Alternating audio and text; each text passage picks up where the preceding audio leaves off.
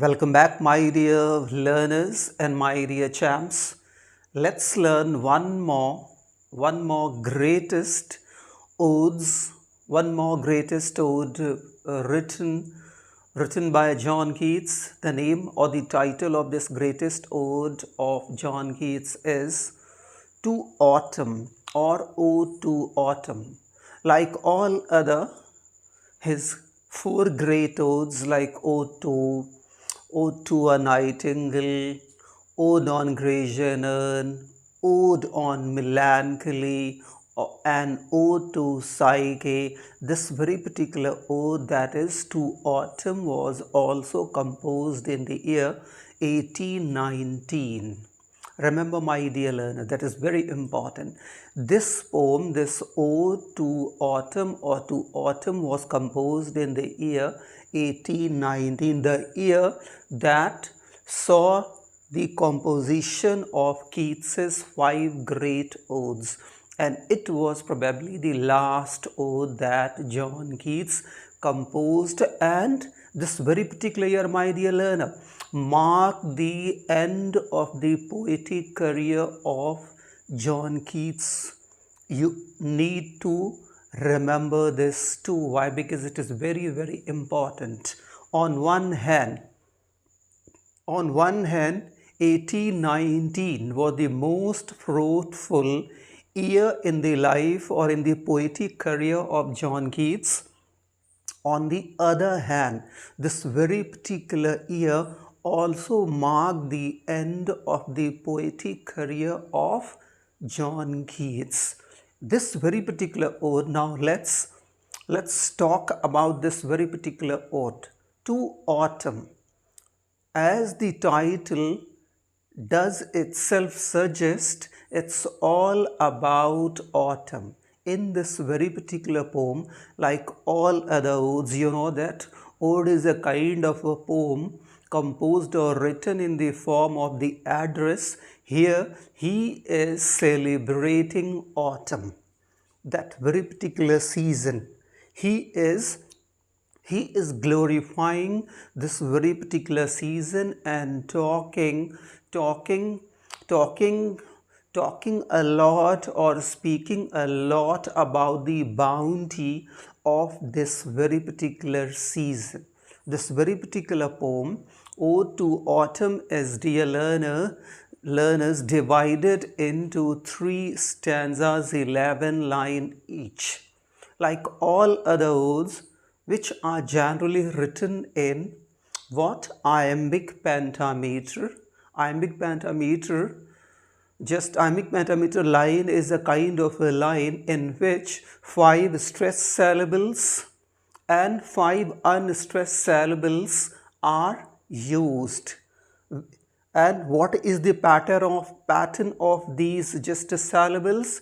First unstressed, followed by second stressed, then so on and so forth. So, like all other odes, this very particular ode by John Keats is also written in iambic pentameter. Each and every line of this very particular ode is consisted of 10 syllables. Remember, my dear learners, 10 syllables. This poem is consisted of 3 stanzas.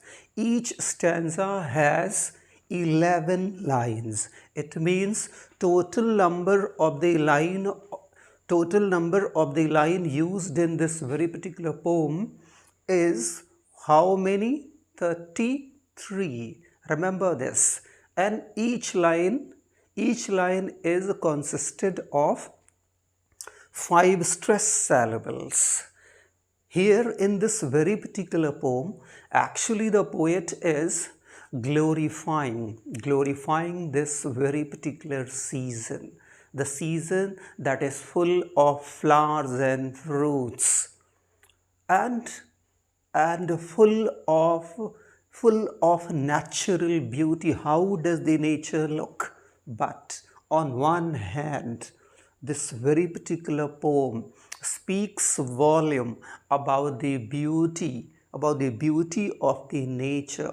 on the other hand, it also hints about that very particular season that destroys everything, or that punctuates a full stop to each and everything on this very particular planet, that is winter.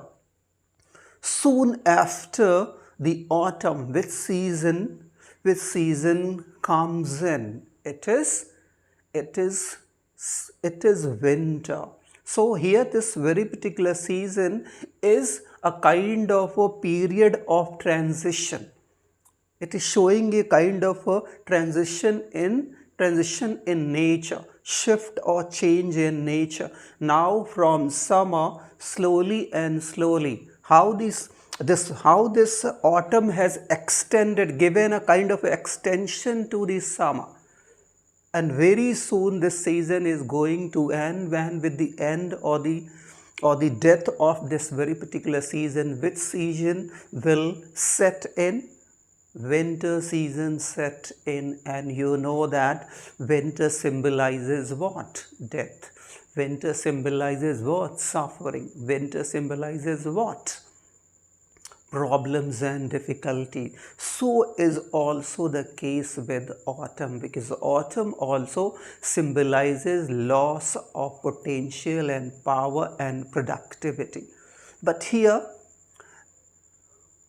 like his all other odes, like Ode on Grecian, Ode on Melancholy, Ode to Psyche and Nightingale, the approach and the attitude of the speaker of the poem is to great extent different. Somehow he is not very much bothered about the death and destruction. Somewhat is not very much bothered about the about the about the transient happiness, about the transient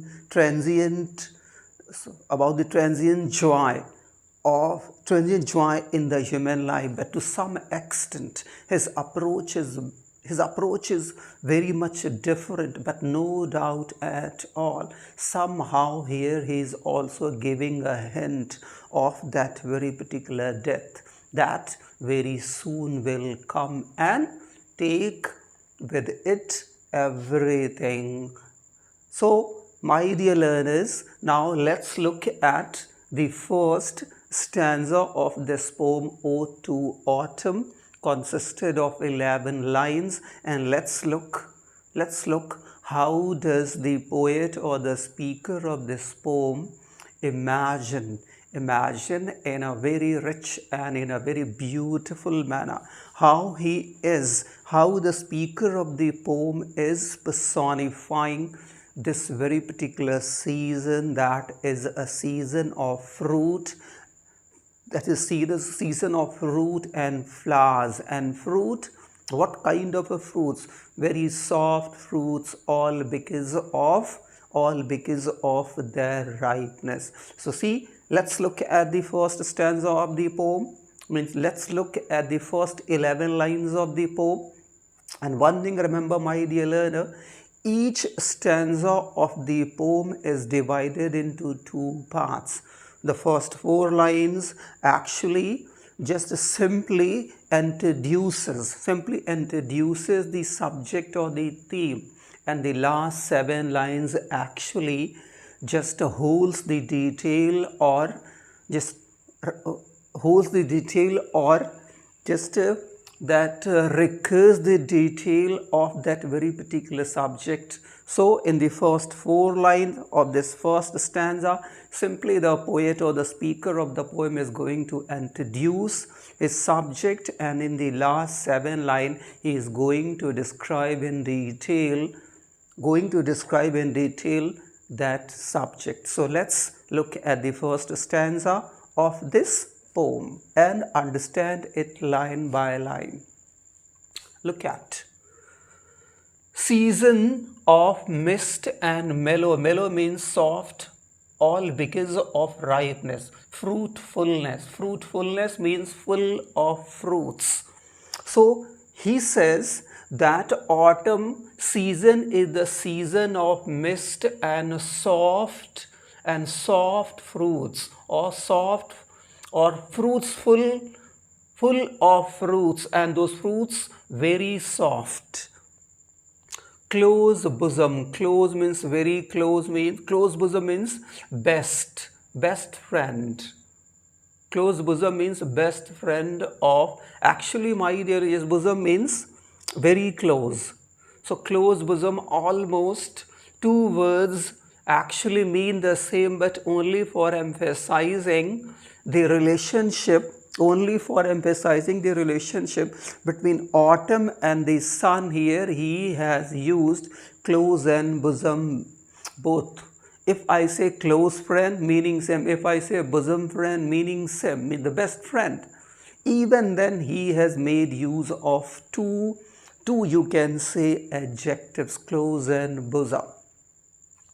So see, close bosom friend of the maturing sun. So see, maturing sun means the sun, aging sun. Maturing sun means aging sun, the sun that is growing in age, and it's all because of growing in age. What happened? Just becoming old or aging. So he says, here he says that sun is the best friend of autumn. He means to say that there is a very good friendship between autumn and sun. So see, autumn and the sun, both of them have been personified in the poem, my dear learners. Remember this, that is very important. Or so see, in the first two lines of the poem, we have which figure of speech? That is personification. And apart from personification, remember this, the poem begins with the address to autumn, describing the bounty of the autumn. It means the autumn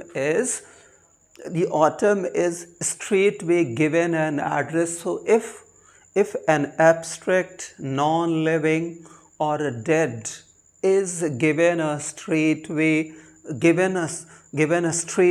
address, it is apostrophe also. So the first line of the poem, in the first line of the poem, apostrophe is used. Since autumn and sun are personified or treated as a living one, it means which figure of speech? Personification is used. Why? Because see here, he is calling this sun maturing sun, aging sun. It means the sun is also standing at the peak of its own luster and maturity. Very soon the autumn will begin, and very soon the winter will begin, and what will happen? Will the sun be able to just shine with all its brightness and luster and warmth and heat? It actually shines in the summer and autumn? No, the sun will suffer a loss of its brightness, its heat, and its warmth. Means the sun will also experience a kind of a death very soon in winter. So see here autumn, we can say that autumn is here somehow connecting life and death. Autumn here stands for that very particular phase of time in the human life that links two different phases of life. The one, that bright phase or the good phase of life, and that very dim and dull phase of life that at last brings an end to that life. So see here, he says that autumn and sun are very good friends. Since they are very good friends, they put their both heads together, make a planning make a planning, and by making a proper planning, they load the season with flowers and fruits, and help the fruits to grow and mature and become absolutely ripe. So is it possible for the fruits and flowers to gain their maturity, or to get their maturity and ripeness in the absence of the heat and the warmth of the sun? No. So he says that this season has a very good bonding with the sun, and together they load the trees and the plants with the flowers and fruits, and then they make them mature and make them ripe. And what will happen after ripeness? What will happen to the fruits after gaining, or after securing, or getting full maturity? Decay and destruction. So on one hand, he talks of life. He talks about the bounty of the autumn. On the other hand, he also gives a kind of a hint that the moment that this very particular season also gives the indication, and is also a kind of an indicator to that death and destruction that will soon appear on the horizon. So see, he says conspiring. Conspiring means planning or plotting. So he says soon. See, here his actually conspiring word is actually used particularly for making a kind of a bad plan, making a kind of a plan for harming others, harming a person or harming someone. But here and why does the poet use this word here? Very cleverly and very smartly, the poet has made use of this word conspiring. Why? Because he gives that kind of a hint that these two beings, why do they make a plan? And if they make a plan for what? For maturing the fruits and ripening the fruit. And if the fruit ripen, then what will happen? The next stage will be the age of the destruction and decay. That's why here he has made use of this word, my dear learners. Which one? Conspiring. So he says that the autumn and the sun, since they are close friends, together they have made a planning of what? Conspiring with him. See, conspiring with him here, you remember this, him stands for the sun. So here the poet says that autumn has made a what? Made a conspiracy with the what? With the sun, particularly to load and bless with the fruits, the vines. Vines means creepers that round the thatch eaves run. Thatch is a kind of a roof area of a cottage. Eaves means that very particular bottom, or the just those edges, you can say, or the corners of the roof. So he says that autumn has made a kind of a planning or conspiracy with the sun, particularly to load each and every tree with fruits, and each and every plant with the flowers. Okay, each and every vine. So those vines and creepers spread all over the thatch of a cottage, or roof of a cottage, or the corners of the thatch. So he says, the poet or the speaker of the poem says that lots of certain creepers, like the pumpkin creepers or the god creepers, have spread themselves everywhere on the thatch of the cottage, and each and every corner of the thatch are absolutely, so each and every is absolutely covered with these creepers, and these creepers are full of what? Full of fruits or full of vegetables. See, to bend with apples, mossed cottage trees. So the poet says that those apple trees that are grown outside the farmhouse, all right, are fully loaded with the fruits. There are so many fruits, or the fruit has come to the branches of the tree in such abundance that almost all the branches of the trees have almost come down and almost touching to the ground. All because of the happiness, and all because of the load of the fruit, my dear learners. So you can imagine the autumn. How does the autumn look? How does the how does the autumn season look? We can imagine that wherever our eyes go, arise only and only see flowers and fruits so much in abundance that the branches of the boughs of the trees almost bend down and touching to the ground.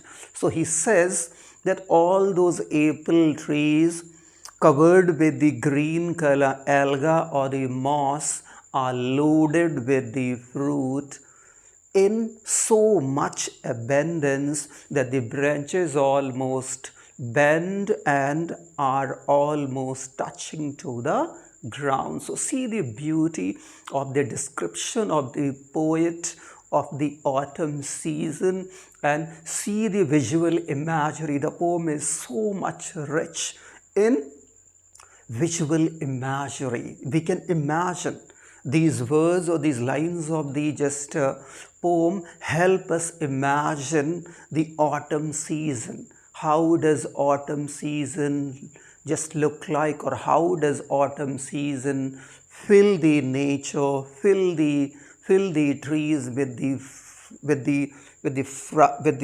fruits and flowers? Look that. See, and fill all fruit with ripeness to the core. And he says that how does autumn with the help of the sun just to fill each and every fruit to the core with the pulp, with the flesh. How the fruits become fleshy, how the hazelnut become full of soft kernel in this very particular season. And the autumn is able to make it possible, or is able to do this only because of the maturing sun. So see, to swell the gourd, my dear learner, it is gourd, not, yes, G-O-U-R-D, gourd, it is correct, it is R. And plump means fat. The hazel shell is a kind of a dry fruit with the hard covering. Shell means a hard covering. Hazel is the name of a plant. With a sweet kernel, that sweet, soft, you can say, just a pulp that is found inside the hard covering of a nut is called kernel. So he says that autumn has made just a gourd. There's a kind of a vegetable, has helped this very particular vegetable help this vegetable to grow, or means this he means to say that the autumn has helped each and every plant or each and every trees to load themselves with the fruits and vegetables and the flowers, like the just god creeper has made its vegetable absolutely just mature, or absolutely you can say this absolutely full with all its, you can say this, with all its vegetable. This hazel shells have now become swollen, all because of the soft kernel inside that. Why? Because the soft kernel inside the hazel shell have become swollen, means have gained their full size and shape, and have gained their full maturity. He says, and still more later flowers for the bees. And he says, and those flowers which are late, which could not bloom in the summer season, now the autumn will help them bloom, particularly for the bees. And bees whose hives, actually is talking about the honey bees, the hives of the honey bee. Hives of the honey bee are so much full of honey that honey could be seen or can be seen dripping, and it's all because of that. It's all because of that, since their hives, since the hives of the just honey bees are full of honey, and still they can see the flowers, still they can find the blooming flowers, and still it is possible for them to collect the pollen from the flowers. They are in a kind of a doubt that the summer is not going to end. Why? Because the autumn has given a kind of extension to the summer. Maybe the summer may have ended long back, but the autumn has given a kind of extension to the summer, and it's all because of that. We can say that it's a kind of a period of transition in between summer and winter. Very soon, why? Very soon the autumn will end, giving way or path, or yes, giving way or path to the winter, and winter will only come to destroy and cause the decay to all those matured flowers and fruits. Because after blooming and gaining full maturity, what will happen to the flowers, and what will happen to those fruits which have gained their 100% maturity? Definitely they will start decaying. So this autumn is somehow, on one hand, autumn is describing the beauty of the nature, loads the nature with the fruits and flowers. On the other hand, it is speaking indirectly, or it is indirectly giving a hint of that approaching death and destruction that will seal the life of each and every object or element in the nature. And my dear learners, remember that this was the poem John Keats had written in the month of September. Maybe it was 19 September that John Keats had written this very particular poem, and he got this very particular poem published with Lamia, just the Eve of St. Agnes, and so many other poems in the following year, means 1820, and exactly after a year or a few months after the composition of this very particular poem, just John Keats actually just passed away, or did breathe his last. So somehow John Keats had that kind of apprehension, and that's why That's why John Keats here is using the autumn particularly to give a hint of that approaching death, means that winter that will seal everything, that will destroy everything. So see, look at the poem. So see, for the bees, until they think warm days will never cease. So see, since the autumn has made those buds or buds just bloom, or help those buds just grow into a bloom into the beautiful flowers or flowers, it's all because of that. Honey bees are in a kind of a confusion whether the summer is not going to end this year. Why? Because autumn has given a kind of extension to the summer. It's all because of that.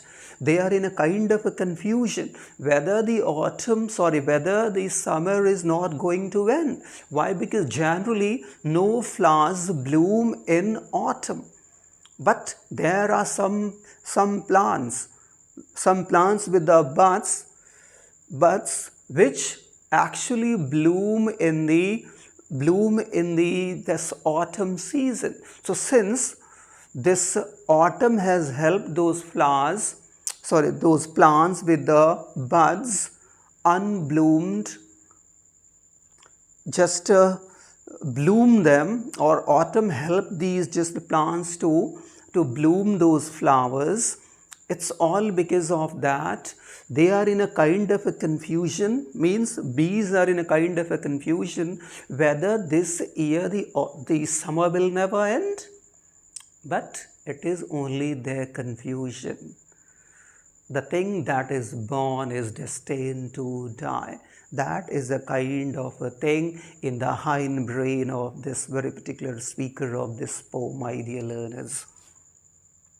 For summer has overbrimmed their clammy cell. Clammy means wet shells. This hives. Clammy shell means hive, honey. Beehives. The hive, that very particular structure, particularly made by the bees, particularly for storing honey. So he says that the summer filled the shells means the hives of the bees with the honey, and now the honey is dripping because it is excessively filled with the honey. It's all because of that. They are in a kind of a confusion. They can see still, they have still flowers. They can see the flowers still. And now they cannot collect the pollen, because if they collect the pollen, where will they collect? Where will they keep? Because already their hives full of honey. So, my dear learners, I hope the first stanza consisted of 11 lines is clear to you. So now let's look at the figures of speech used in this poem, my dear learners. So let's look at the season of mist. So first thing you remember that in the first line of the poem, actually the poet is addressing the autumn. So if I told you, if a non-living or an abstract thing is actually addressed, it is apostrophe. So in the first line of the poem, apostrophe is used. Why? Because the speaker of the poem is addressing to autumn. So second, see this, mist, mellow. Mellow means soft. So see, mist and mellow, two words actually beginning with M, means two words holding the sound of M at the beginning. It means alliteration. So the first line of the poem has alliteration. Second, apostrophe.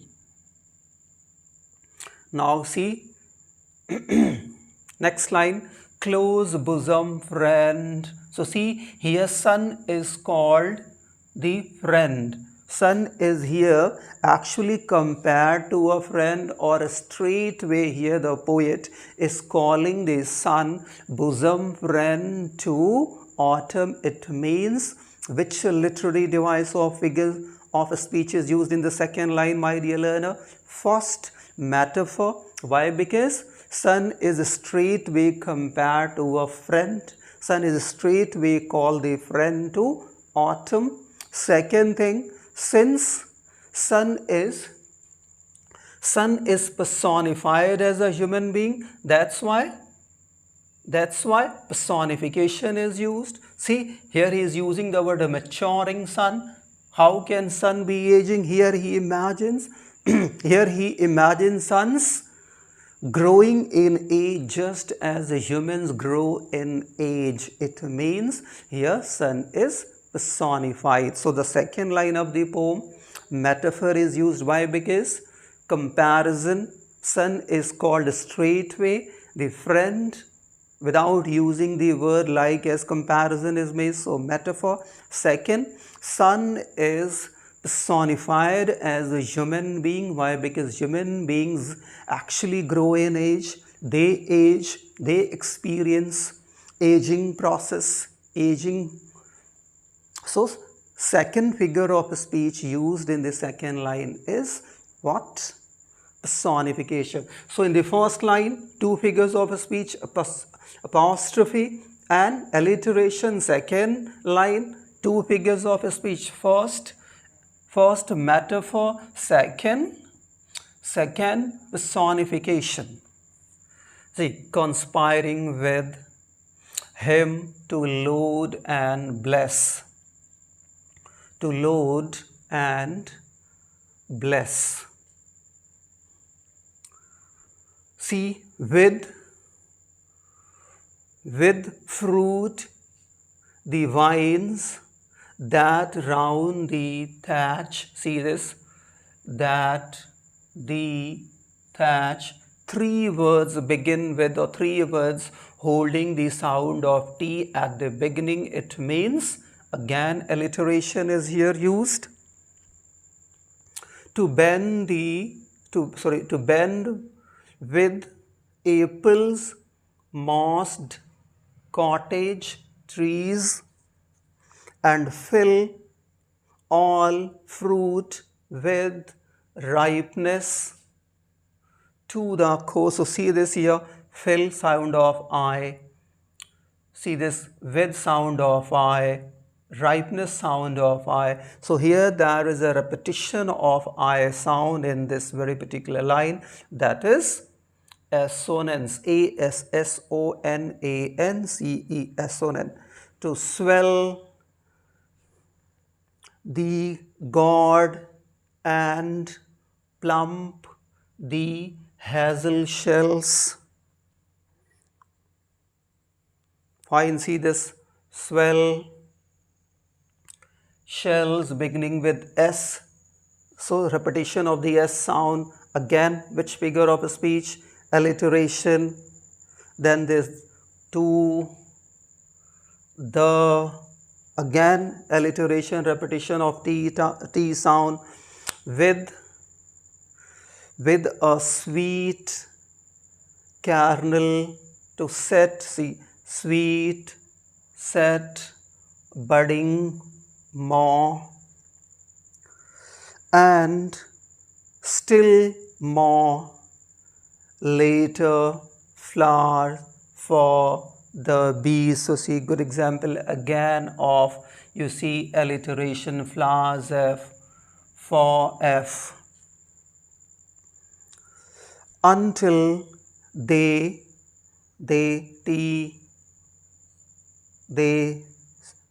think again, days will never end. And they stand for what? Actually